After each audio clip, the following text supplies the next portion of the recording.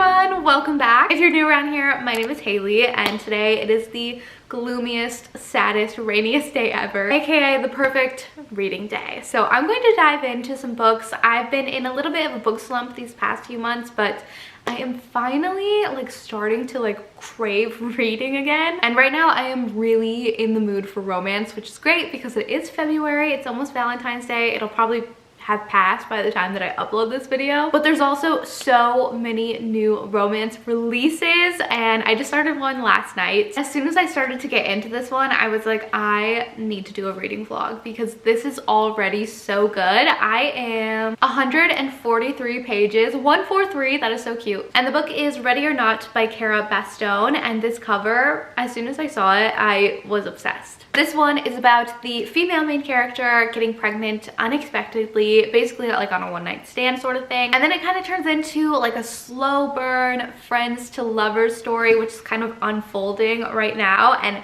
it is so good. It is adorable. The voice, the author's voice is so funny. I am actually cackling out loud while reading this book. There's also a lot of tough things. The main character's best friend is actively trying to get pregnant and struggling with fertility. And so it's okay, you just got knocked up willy-nilly. There's tension between the two and it's just it is a really good story so far. I think this is a longer book. Oh, actually it's not too bad. It's 362 pages, but I ended up picking this one as my book of the month, but I had this pre-ordered already, so I'm very excited about it. So I'm going to pick back up on this one today, and I would kind of like to finish it tonight, but I don't know if I'll be able to. But last night I did a Barnes & Noble run because I saw a few people were finding the new Magnolia Parks book, Into the Dark, out on shelves already. It's supposed to come out the 13th. Today is the 11th, and luckily mine ended up having it out. So I'm really excited and I'm dying to get back into that series because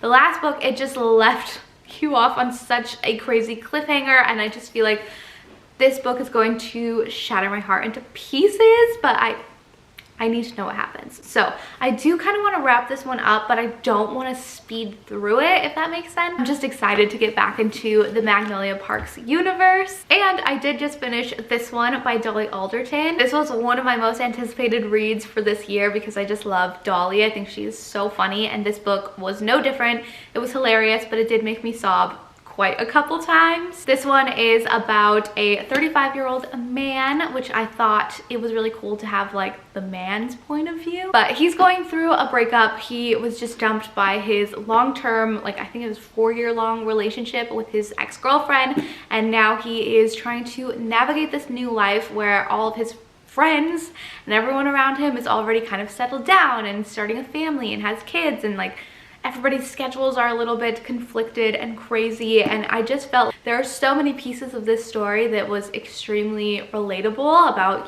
growing up and kind of distancing unintentionally from your friends. The main character is also a struggling comedian, and I just really enjoyed his point of view and also how the story was written. It's kind of like a diary, so each chapter is dated, and I really like that. And then towards the very end, I think it's the last 60 or so pages, you get the ex-girlfriend's point of view. And when I tell you, I was sobbing because throughout the whole book, she's kind of the villain. Nobody's really the bad guy. It's just a breakup. It's just one of those things that happens, but you are seeing it through his eyes this entire time, and just obviously you're gonna be on his side. When we finally get her point of view and what she's been dealing with this entire time as well, my heart, it was so good. I ended up giving it 4 stars overall. I love this one. I loved it so much. I'm gonna stop chatting your guys' ears off and get back into this book now because everything is happening right now, and it's getting so good.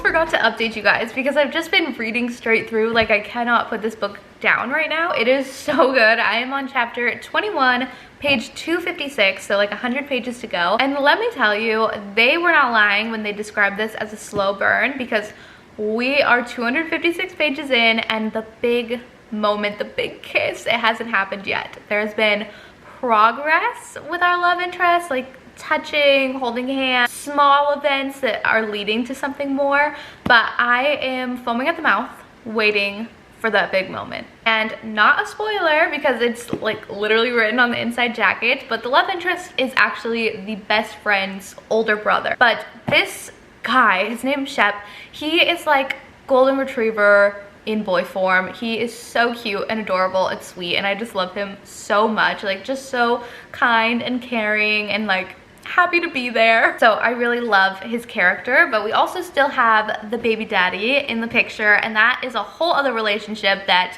the main character Eve is trying to navigate, because it's definitely a weird situation. I don't even know what to expect here. I mean, obviously I can infer a few things because every rom-com ever with similar plot lines, it all kind of leads to the same path, but there's just all of these relationships that are just kind of up in the air right now, and I don't even know. I don't know. I'm so excited. Like I mentioned earlier, the writing in here is so funny. Like, obviously there are sad moments and like it's life. How it's written, it's not so heavy. Honestly, I haven't really felt this way about a book in a minute, where I'm like just giddy and like kicking my feet in the air. This one I'm just like shoving down my throat. I'm obsessed. So like I said, about 100 pages to go, and I'm like sad for it to be over because I really love these two and I'm enjoying the ride. Obviously, I'm happy to get to the end and see how everything pans out.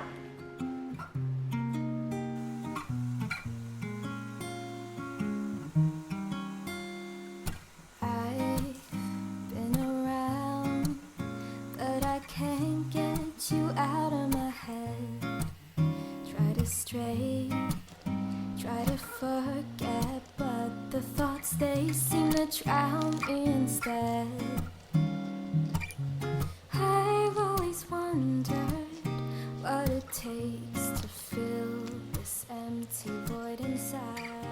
Just got to page 309 and the big moment has happened, and it was everything and more than I could have ever wanted. It's so good, you guys. Honestly, I think this might be like my first 5-star read of the year. I'm obsessed. I'm obsessed with these two. I love it. And it's spicy. I'm obsessed. The sun has finally come back out. I'm so excited. I do love a rainy day, but it's been so long since I've seen sunlight. I feel refreshed, renewed, and I'm really, really excited because last night I wrapped up Ready or Not. So today I get to start Into the Dark. But first, we have to talk about this book because truly it was the cutest thing, and I don't really think that I've read many other books where, or any for that matter, where unplanned pregnancy is kind of the main plot line. So this was something a little bit new for me, I guess, but I really enjoyed it. I liked reading about all of the stages that she went through, and obviously her unique situation surrounding it. I thought that was just really interesting, but also both of the love interest, the baby daddy, and then the actual love interest, I loved both of them. I felt like all of the characters felt very real, and with a topic so big, you have so many different emotions,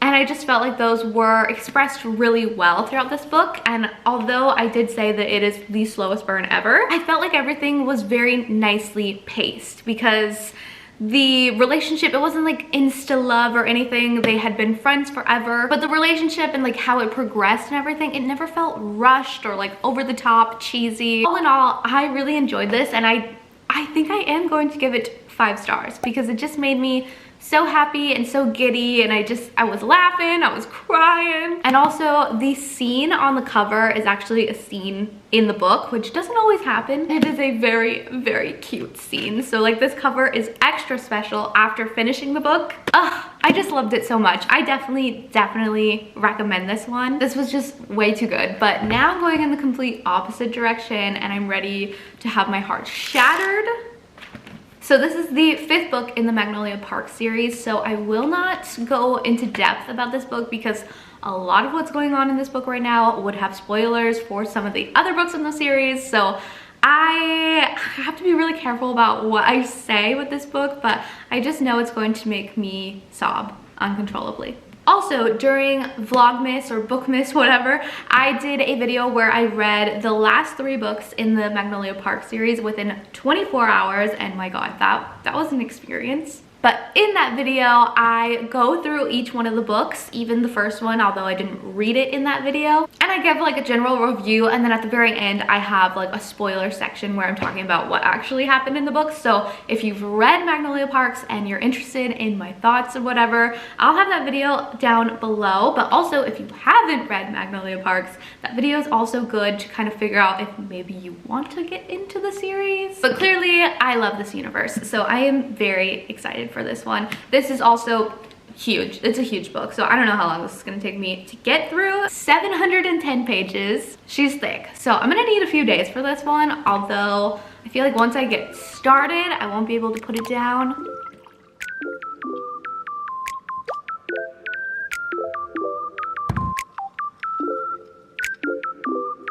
Good morning, besties. I have my Mean Girls creamer that I'm trying out today. It's pink frosting, and it kind of tastes like a little bit like strawberry frosting. So it's kind of like I'm drinking a liquefied strawberry cake. It's really good. Anyway, I do have an update on Magnolia Parks 3. Right now, I am on chapter 25. I'm 220 pages in, and just like right off the bat, the first couple chapters, bawling my eyes out. There is one specific scene in here where Magnolia is giving a big speech, and if you read it, you know. I knew it was going to rip my heart into 2 or maybe 2,000 different pieces, but it is, it's very, very emotional, and there is like so much character growth in this one, although Magnolia is going through a lot right now, and her character is just finally starting to crack, and there are so many pieces. Like, she has a lot of PTSD and anxiety and maybe a little bit of agoraphobia, and there's just a lot that I relate to with her character right now. So obviously I'm really enjoying this book so far, although I'm crying every other chapter, but I still have quite a ways to go. Okay, there is one particular plot line in here that I just like do not care about, and like that's the main chunk of what I'm reading right now, so I'm losing a little bit of interest here because like the characters that we're focusing on right now, I don't care about them. It definitely feels a little slow right now. I'm on page 270.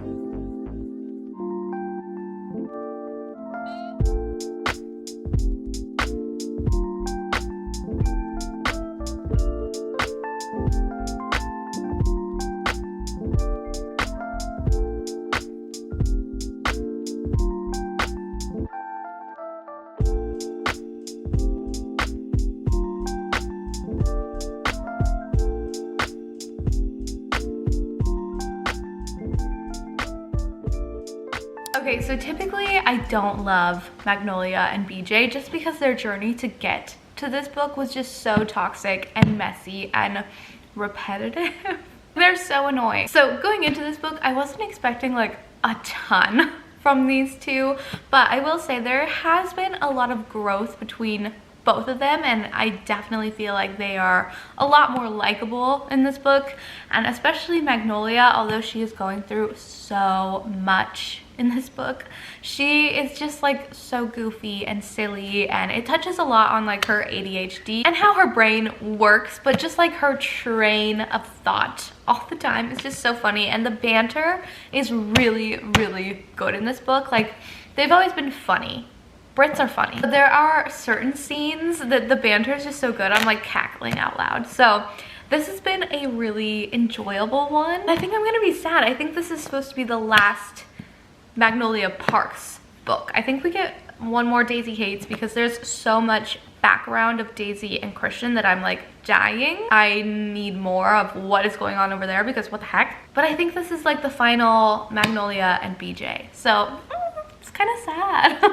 Anyway, I only have a little bit left, like 150 pages, which normally in any book would be like halfway there, but like I am almost through this bad boy. Okay, it took me a minute, but I finally got through this one and everything wrapped up very nicely and easy at the ending that it has me feeling very suspicious. Is this really the last one? I guess if it is, then of course we would want it to end on a solid note, but I'm just so used to every book ending a little bit traumatizing. I need to know when the next Daisy Hates comes out because there were just so many like foreshadowing moments in this book of what is going on with Daisy, Christian, Jonah, Julian. I'm a little bit terrified. I don't know. Ooh, I don't know. And also I'm highly suspicious of Daniela. I'm pretty positive that she is there because of Julian somehow. So I'm dying to know the backstory. Let's see if there's any word on when to expect the next one. Okay, wait a minute, because this says 4 Daisy Hates books. So can we expect 4 Magnolia Parks books? Now I'm so confused. I really think something crazy is happening with Daisy and that world. Nothing I'm finding online is conclusive. So if you guys know, please tell me because I'm dying here. I need the next one already. Overall though, I did end up giving this one 3 stars because there is a major storyline with like Magnolia Parks' parents and oh my god, I could not care less about those characters and I just felt like that dragged on so much and there's parts of that storyline that seems important for like the wrapping up of the end there, but it could have been 200 pages shorter, just saying. I did also cry quite a bit in this book, but I also laughed kind of a lot. A lot more than any other Magnolia Parks book. So it was a good time, a good read, a long read. There's a lot of like heavy moments in this book, as with all the other books in the series, but this one just made my heart ache. I am definitely in the mood for something a little bit lighter now, maybe something shorter. So I was planning on reading Bride by Ali Hazelwood. That way it would be like all new romance releases, but I'm just not in the mood for that right now. Don't know if I can handle it. So this one has been on my shelf for like a year and for whatever reason, okay, so Lynn Painter mentioned me in the acknowledgements page of this book, which I've ripped out and framed, obviously, hello. But I've just been so nervous to start it because it just felt like such a special book. I don't know why. I think that sounds so silly. I don't know if any of that makes sense, but I was nervous, okay? But now I feel like I'm ready and it's a good length. It's under 300 pages, so a nice, easy read, something cute that will mend my broken heart a little bit. So this one is about 2 people making a wager on who can find love first, not realizing what they should be betting on is each other, which seems like a little bit of a similar storyline to Betting on You, also by Lynn Painter, which I also really enjoyed. So maybe that's like the YA version of this one because I think this is an adult novel like her Mr. Wrong Number, so maybe it'll be a little saucy. It's pretty early in the day. It's 11:45 right now, so I feel like I could get through this today pretty easily, so I think that's the plan.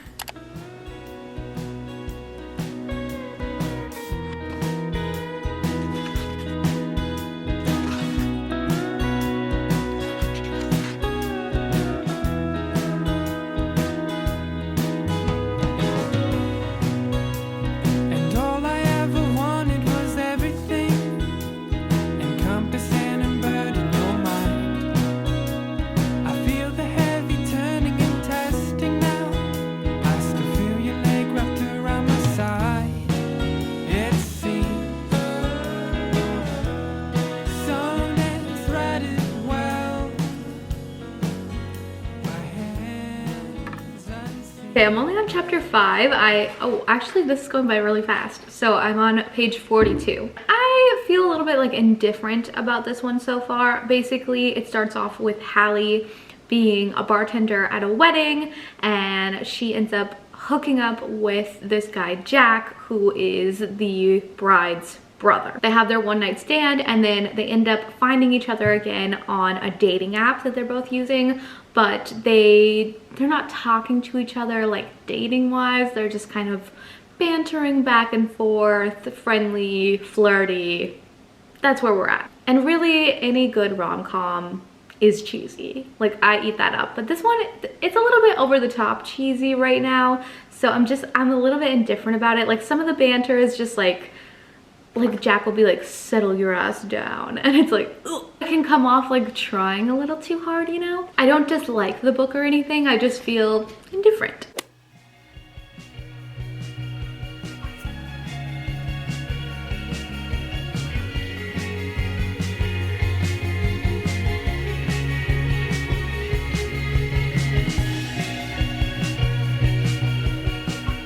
On to chapter 15, page 142.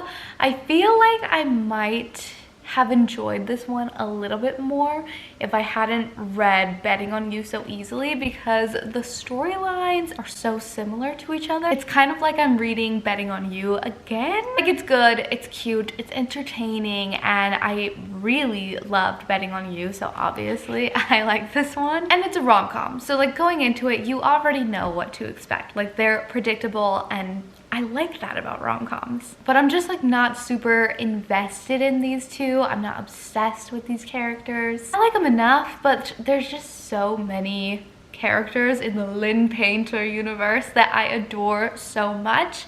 And I'm just not feeling the same thing. So I don't know, this will definitely not be my favorite Lynn Painter book, but it is a nice palate cleanser after all of the drama of Magnolia Parks.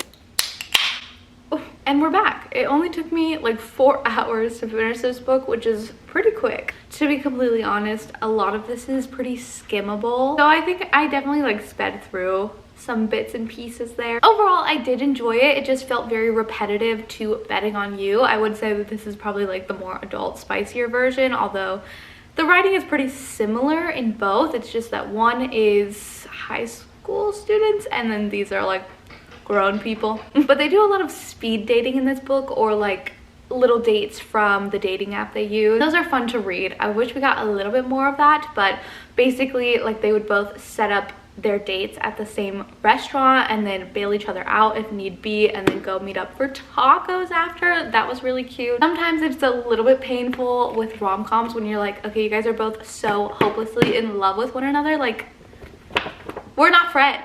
So I did want to smack them around quite a bit, but I would say this is a good like 3-star read. Easy, quick, very cute, entertaining enough. But all in all, a pretty good vlog.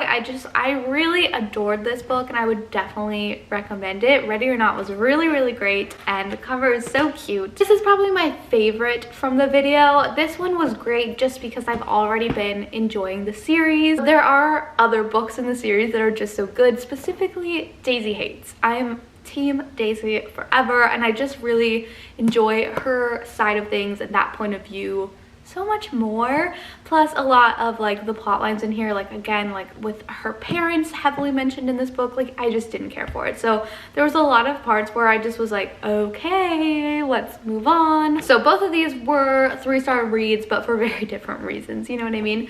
But yeah, I had a good time. It's been a while since I have done a reading vlog, so I feel very out of practice, and also I just have not been reading as often as I would like to, or how much I used to, so this video felt very good. I hope that you guys enjoyed watching, but definitely let me know if you've read any of these and what your thoughts are. I am so curious to know if we're on the same page. Thank you for hanging out with me. I promise to not let it get so long in between these reading vlogs because I definitely miss doing them. So thank you for watching, and I'll see you guys again soon. Bye!